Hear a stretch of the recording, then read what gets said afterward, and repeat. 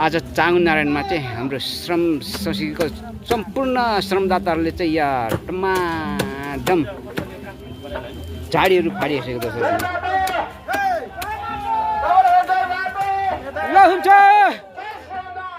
हुन्छ ल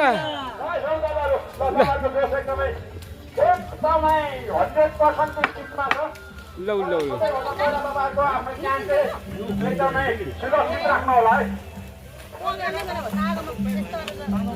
एकदम झाडी फाडिरहेछ। ल दर्शकबिन ल डङ्की डङ खुकुरी सुकुरी लिएर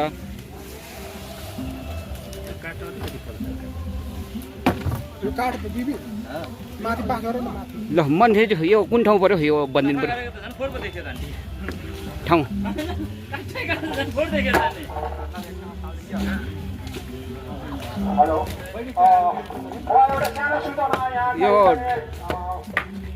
ठाउँ यो ठाउँ नाम भनिदिनु। नमस्ते नमस्ते नमस्ते ल हामी अहिले भक्तपुरको श्रमदान ऐतिहासिक मन्दिर होइन हजुर चाँगु नारायण मन्दिरमा छौँ।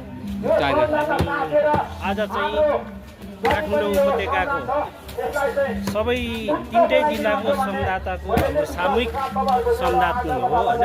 हजुर अब चाहिँ हामीले महिनाको पहिलो चाहिँ सामूहिक श्रमदान गर्छौँ हजुर र त्यसपछि चाहिँ हामी जिल्ला जिल्ला छुट्याएर होइन जिल्ला जिल्ला दोस्रो शनिबारदेखि चाहिँ हजुर जिल्ला जिल्ला हाम्रो श्रमदान त्यसले अनि आज हाम्रो श्रमदाता कतिजना चाहिँ यहाँ भेला भएको छ त? 200 जति 200 गरेर काम गरेछौँ। अब यो चाहिँ भरे लास्टमा मात्रै थाहा हुन्छ हामी आज कति छौँ भनेर।